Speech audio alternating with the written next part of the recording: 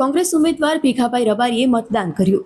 માંજલપુર વિધાનસભા પેટા ચૂંટણીના કોંગ્રેસના ઉમેદવાર ભીખાભાઈ રબારી આજે માંજલપુર સ્થિત ભવન સ્કૂલ ખાતે આવેલા મતદાન મથકે પહોંચ્યા અને મતદાન કર્યું હતું. મતદાન બાદ ભીખાભાઈ રબારીએ લોકશાહીમાં મતદાનના મહત્વ ઉપર ભાર મૂકતા તમામ મતદારોને નિર્ભય અને નિષ્પક્ષ રીતે મતદાન કરવાની અપીલ કરી હતી. તો સાથે જ તેમણે ભાજપ દ્વારા આચારસંહિતાનો ભંગ કર્યો હોવાનો પણ આક્ષેપ કર્યો હતો. લોકોને હવે નિડર થઈને વોટ કરી સત્તા પરિવર્તન માટે અપીલ કરી હતી. કરવું જ જોઈએ. લોકશાહીની અંદર મતાધિકાર આપ્યો છે તો કરવો જ જોઈએ ને. મેં પણ મત આપ્યો, પણ થોડી ઘણી વાતો તો આ ચૂંટણી શરૂ થઈ ત્યારથી ફેરણી હું ફર્યો, વિસ્તારોમાં ગયો, જ્યાં ત્યાં મને લઈ જાય લોકો, સાહેબ આગળ આવો, આ ગંદકી જુઓ, પાણી ઉભરાય છે, આ ગંદુ પાણી છે, આ રસ્તાના ખાડા છે, આવા બધી વેદનાઓ મારી આગળ ઠાલવે છે.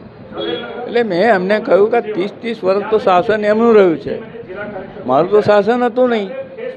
એટલે તમે મને તક આપો તો હું ત્યાં કામો કરું ને. એટલે આ શહેરની અંદર 2 ટર્મનો હું કોર્પોરેટર આ એરિયામાં હતો અને જે કામ મેં જે કરેલા તે વખતે એનાથી બદતર પરિસ્થિતિ મેં જોઈ. અત્યારે ફર્યું ત્યારે ખ્યાલ આવ્યો. એટલે આ વડોદરા શહેરને એક જાણે ખાડાઓની નગરી બની ગઈ હોય. બધા પેપરોમાં આજે લખ્યું આખા ખાડાઓનું સામ્રાજ્ય. અને કમિશનર રોજ કહે છે, અધિકારીઓ ખખડાવે છે એ ખાડા ગણો, ખાડા ક્યાં છે, ક્યાં પડ્યા છે, આ કામ છે. ખાડા ગણવા મોકલ્યા છે, 4000 ખાડા થઈ ગયા. પછી ખાડા પૂરો, પછી મટીરિયલ એવું નાખ, પાછું ધોવાઈ જાય. એટલે હું દશા કરી છે આ શહેરની.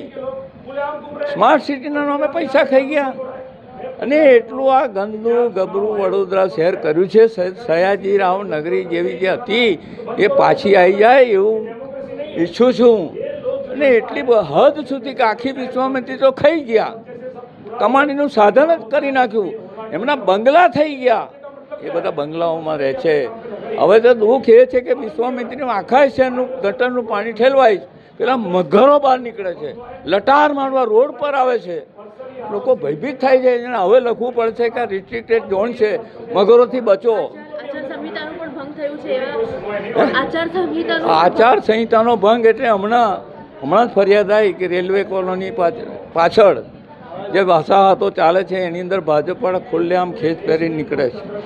રાતે ધમકીઓ આપી, આ વિસ્તારોની અંદર દારૂ વેચો, પૈસા આપ્યા. આ ભાજપ આ કરે છે. આ સત્તા સામે અમે ટકી શકીએ ને. એવા ભ્રષ્ટાચારીઓ બધા પૈસા ભેગા કરેલા છે તો વાપરશે. એટલે જનતાને પણ નમ્ર વિનંતી કરી છે કે તમારો વોટ ના વેચાય, જોજો. ફરીથી આપને હું વિનંતી કરું છું, જનતા જનાર્દન, મેં તો સક્ષમતા મારી પ્રૂવ કરી છે. મેં 50 વર્ષ સુધી આ એરિયાની અંદર મેં કામ કરેલું છે. તો મને ફરીથી તક આપો તમારો અવાજ બનવાની, એ મારી અપીલ છે.